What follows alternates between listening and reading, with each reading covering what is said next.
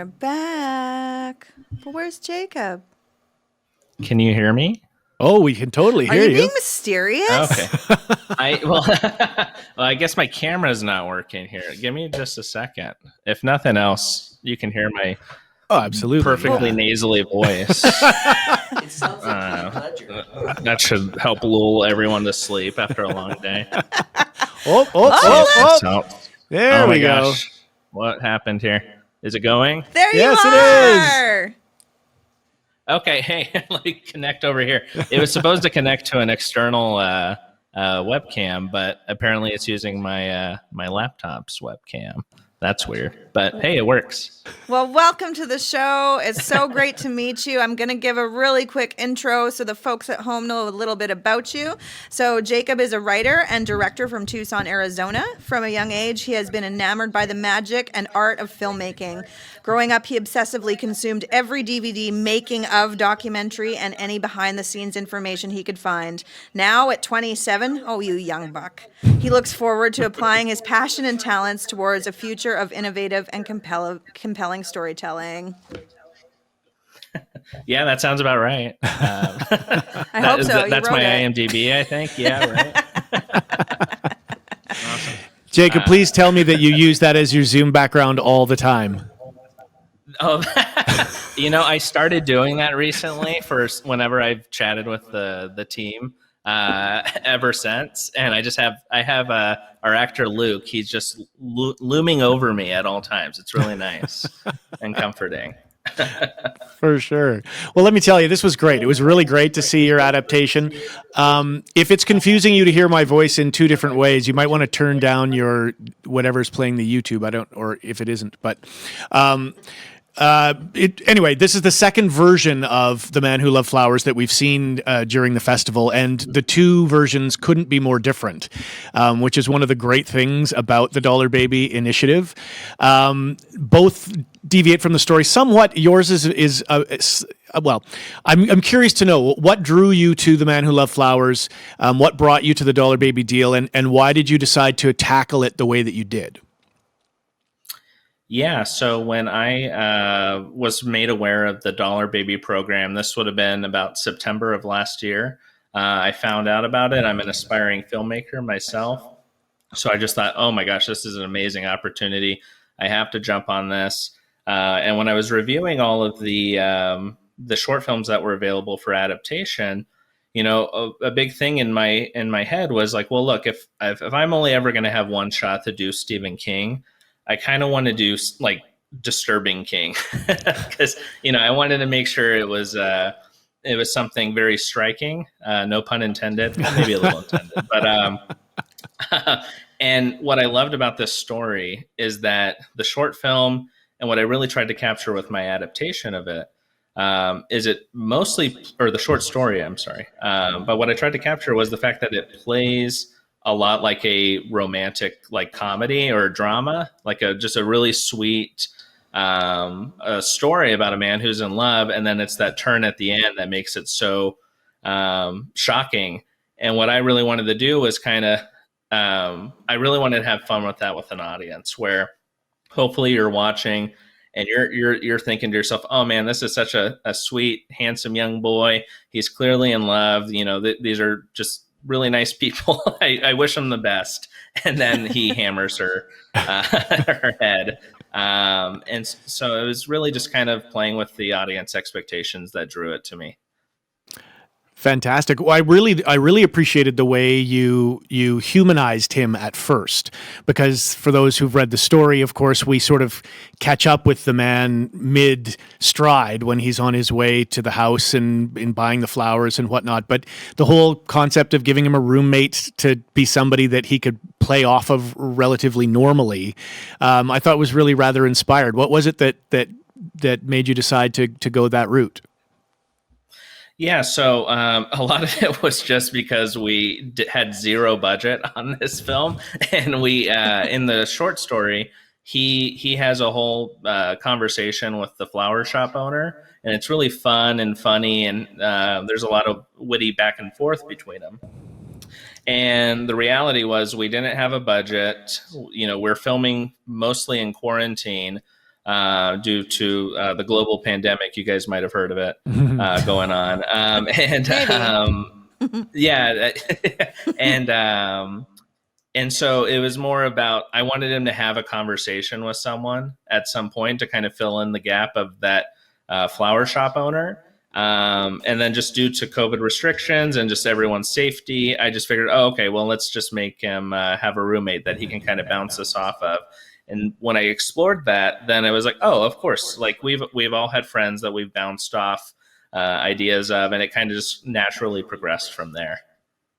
Yeah, very effectively. I very effectively. Also, as a lot of people are saying on our YouTube, actually somebody here, Red Clark, one of our directors, he said, it's like You've Got Mail, but with Tom Hanks having a hammer at the end. That's honestly the best compliment I could ask for. That's truly what I was going for. When we were filming, I told the actors, I was like, do not play it creepy. Don't do anything that like would let the audience know we're not winking at the camera here. We are making a romantic drama. We're going Terrence Malick here. We're going to make it very artsy and just beautiful and try and make it something that, our grandmas would watch and enjoy. And then at the end, just have them shriek in terror. And real quick, funny story. While we were filming this, we were filming outside my old apartment. And this little old lady walked up to me and she saw us filming and she goes, oh my gosh, you guys are so cute making your movies. I used to be an actress in theater. And I was like, you want to be in the movie? I was like, I can throw you in real quick. I have an idea. And she goes, oh, okay. What kind of movie is it? I'm like, well, it's kind of like a romance film written by Stephen King. And she just looked at me and she goes, you know what? I'll pray for you tonight. And then she's like, I'm going to pray for you guys tonight. When the nightmares come, because they will. And then she just walked away, and it was amazing. That is incredible. Just a fun little side story there. Yeah. You can't even write that shit. It's so good. It felt like out of a Stephen King story. Like all of a sudden, like she's gonna start haunting me or something. I don't know. But shaking a stick. I told you. Our viewers are also very impressed with the shock value of the hammering at the very end, and particularly the blood splatter. People seem to be pretty impressed with the way that you were able to do that. Did you have any specific tricks on how to make good hammer tossed blood splatter? Yeah, so very funny enough. Like I mentioned, we didn't have a budget. We were all just like young, hungry filmmakers who were given 110% based off our passion for Stephen King and the art of filmmaking. So what that whole scene is I didn't want to get too gory with it. And I didn't want to like see her head caving in, anything like that. I wanted, for me, less is a little bit more sometimes. And so I was like, all right, let's just have some blood splatter. And so all that is I'm laying down underneath the camera and I have a little bowl full of paint of blood from Spirit Halloween. And I have a paintbrush. And every time Luke, my actor, I'd go, okay, now, and he'd throw the hammer down and then I'd flick blood on him with a paintbrush. And then it would spray on him. And then he'd go and I go again and then flick it. And so the behind the scenes is really hilariously not scary at all. And he just kept going. And then finally I'm like, you know what? Give me a creepy smile at the end. Look right in the camera. And he just did it. He was amazing. He just kind of went with me as I flicked fake blood on him with a paintbrush and yelled at him from off screen. It was really funny. That's great. And Luke was perfect. I mean, he was so perfectly cast. And honestly, and this is probably just one of those things, I feel like I've seen him in something before. I looked up your IMDb page, and this seems to be the only credit that's on his page. Has he done acting before? Anything that we would have seen? So he had done some like local Tucson like commercials and like stage work, but this was his first like real screen performance. He was a friend of mine, a friend of mine's brother, and he had contacted me like a year ago and said, hey, I'm looking to get into acting. If you ever have something for me, I'd love to be a part of it. And when we were auditioning people, Luke was just the perfect choice because I wanted him to be just like this boyishly handsome, sweet natured presence that could kind of like lull the audience into a false sense of security. And he just nailed it. But yeah, no, this is his first screen role. Wow. Good Amazing. job. How's the Twitterverse going there, Leah? Well, you know what? A lot of people, they pay attention to what's going on out there. And a couple of them have lost their minds over a very specific bumper sticker. Vote flag. I'm do you glad. want to expand on that at all? Yeah, so I was just very much keen on putting a bunch of Easter eggs throughout the short. There's a bunch of I was watching some of the chats, and people were doing a good job of catching a bunch of them. But yeah, the big one was the flag 2024. I just thought it'd be funny just to have this horribly evil motherfucker running for president in this universe. And so all that was I just went on my computer and found like a generic like Stars and Stripes background and just added flag 2024 to it and what looked like presidential font. I printed that out and literally just taped it to the back of my car. And that's pretty much the extent. But yeah, no, it was just a fun thing. And I thought because this guy is, you know, kind of a darker character, it made sense that he'd be voting for flag in the next presidential cycle. So that was the extent of that. So what do you mean you did the bumper sticker? Because I understand that your amazing wife made that incredible poster. She was too busy for you or what? Yeah, so I had sent her away because we have two dogs, two little schnauzers, and they love to bark at everything and anyone. So just for production, she was hanging out with my family for the day. And when it came time, I just had the idea. I was like, oh, you know what would be funny is if I had a flag bumper sticker. It was only supposed to be just a quick shot. And so while the crew was setting up the shot, I just literally went on my computer, made it, printed it out, and got it on the car. But you're right. My wife did design the poster that hopefully you guys on Twitter can check out. I really love the work she did. It's so good. I'm biased, of course, but it's a really fun minimalist poster.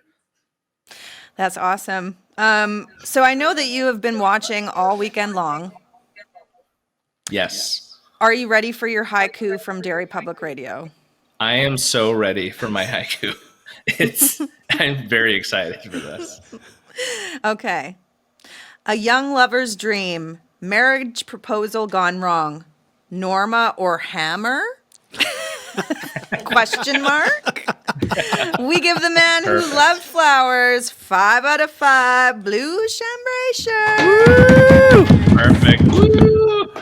Speaking of blue I share shirts, that 5 out of 5 with my team. speaking of blue shirts, our viewers are also very, very on board with your Based on the Novel by Stephen That's King awesome. T-shirt that you're wearing. Thank a you. number of people have been commenting on that. Thank you. Yeah, And James better wants one. before Yeah. quarantine. I'm gonna find me one.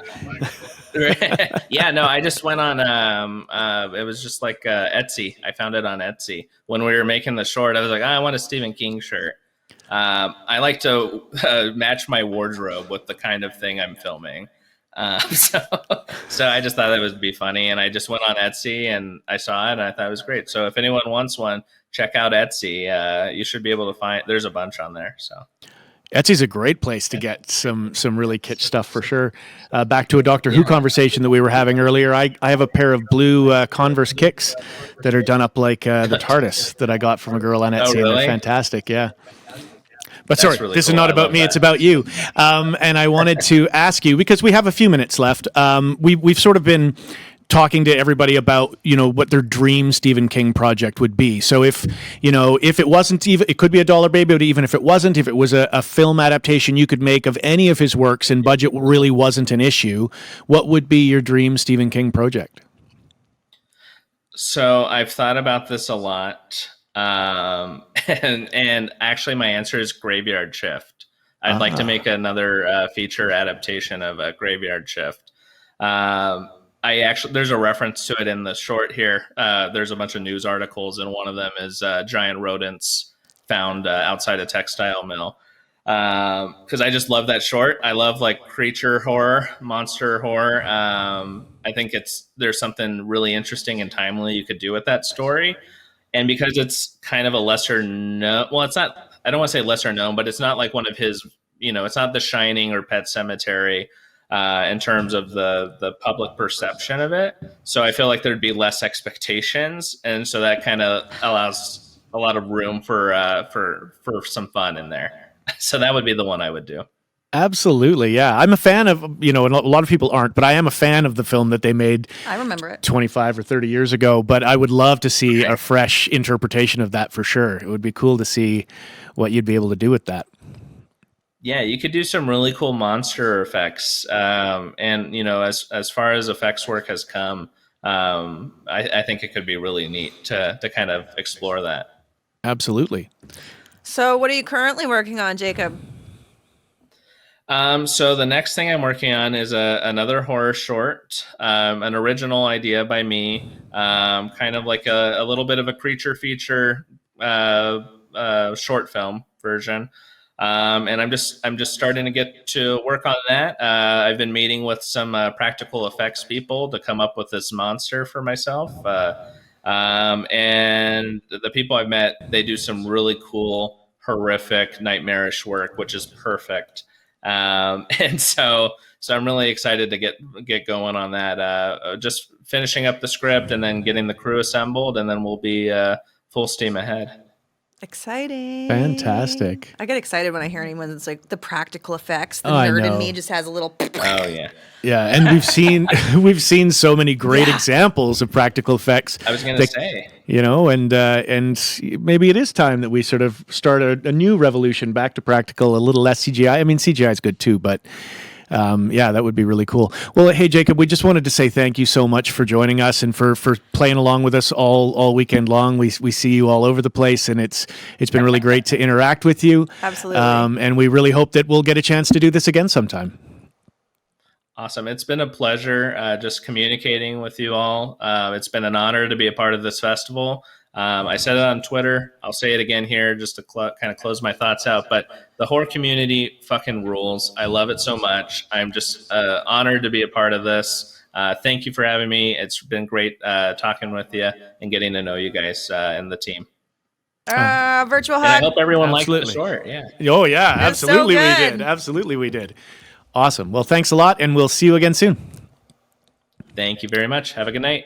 You too. Bye.